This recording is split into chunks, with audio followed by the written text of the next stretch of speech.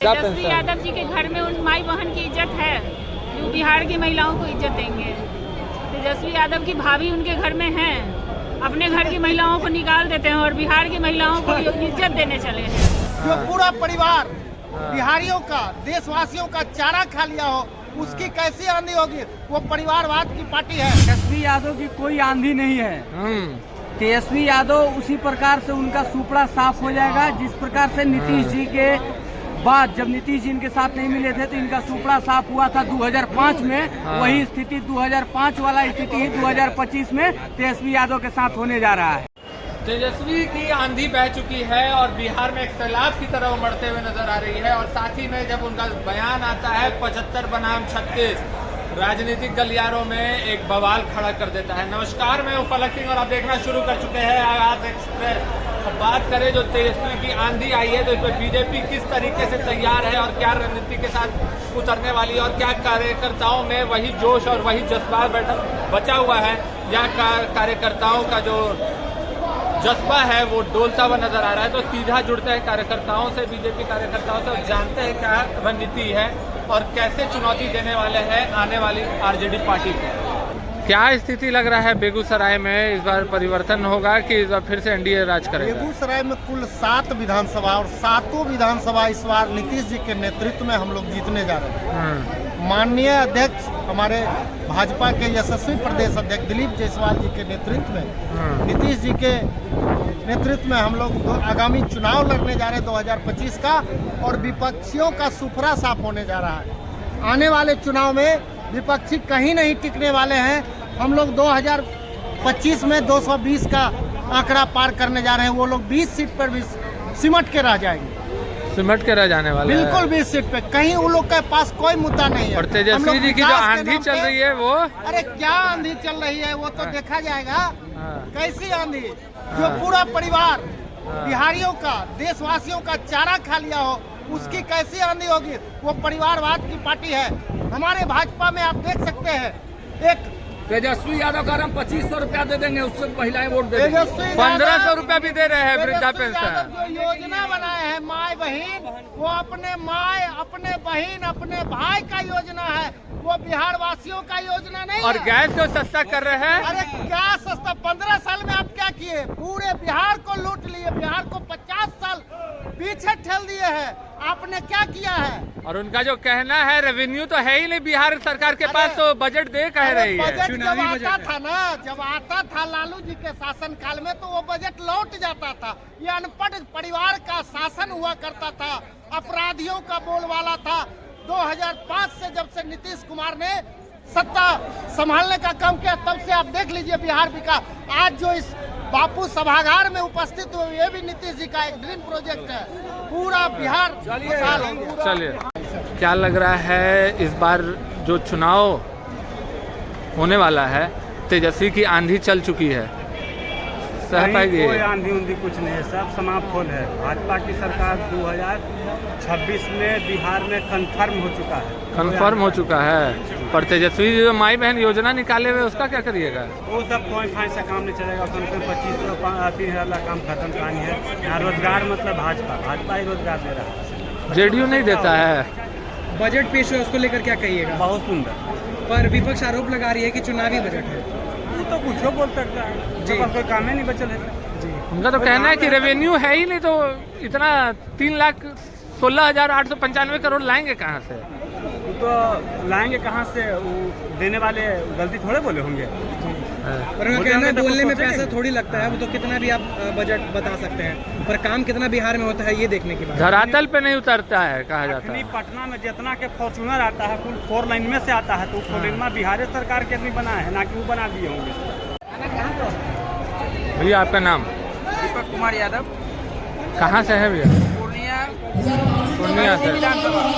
भैया क्या लग रहा है, एक तरफ जहाँ पर तेजस्वी जी की आंधी चल रही है, वहाँ बीजेपी टिक पाएगा बिहार में इस बार?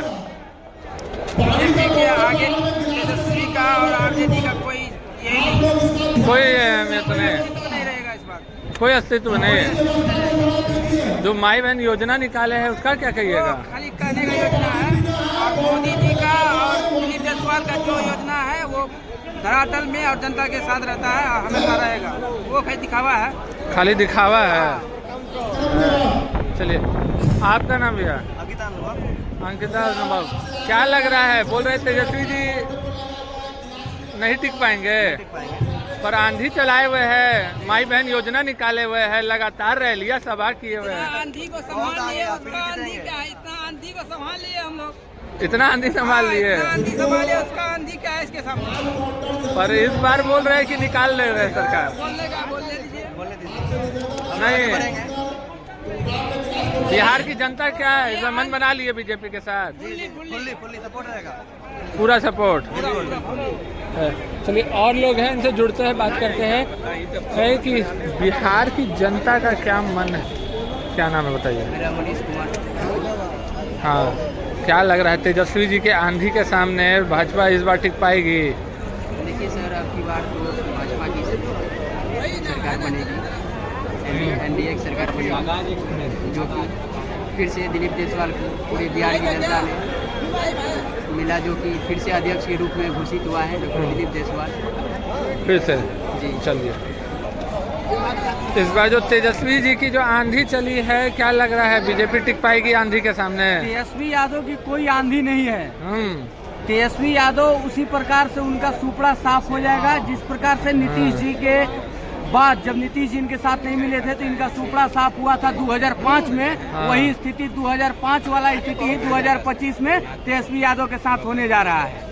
कहीं 2020 वाला स्थिति हुआ रहा था? 2020 वाला कोई स्थिति होने वाला नहीं है, 2005 वाला स्थिति हो जाएगा। आप याद रखिएगा, जिस प्रकार से तेजस्वी यादव और राजद तुष्टीकरण, परिवारवाद और जातिवाद की राजनीति करके समाज को और बिहार को बर्बाद करने पर लगी हुई है, उसका जवाब भारतीय जनता पार्टी देगी और बिहार की जनता जो है वो देगी। इस बार जनता जवाब दे रही है जी, जरूर देगी। माई बहन योजना के बारे में क्या कहिएगा? तेजस्वी जी निकाले हैं, कोई माई बहन योजना जो है वो इन लोगों का काम नहीं करने वाला है, और कोई जनता जानती है कि केवल मोदी की गारंटी ही पूरी गारंटी पूरी होने की गारंटी है। तेजस्वी यादव की एक भी गारंटी जो है वो पूरी होने की गारंटी नहीं है, इस बात को जनता जानती है।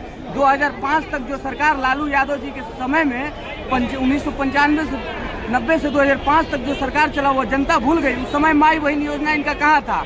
इनके पिताजी ने जो बहन और माई के साथ किया है वो बिहार का पूरी जनता जानती है। तेजस्वी यादव जिस तरीके से रणनीति निकाले, कहा जा रहा है तेजस्वी यादव की आंधी चल रही है, माई बहन योजना निकाले है, वृद्धा तेजस्वी पेंशन। यादव जी के घर में उन माई बहन की इज्जत है जो बिहार की महिलाओं को इज्जत देंगे। तेजस्वी यादव की भाभी उनके घर में हैं, अपने घर की महिलाओं को निकाल देते हैं और बिहार की महिलाओं को इज्जत देने चले हैं।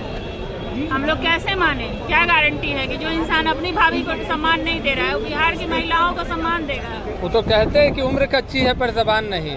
किसकी उम्र कच्ची है? तेजस्वी जी की। तेजस्वी जी की उम्र कच्ची है, उनके भाई की कच्ची उम्र में शादी नहीं हुई थी ना।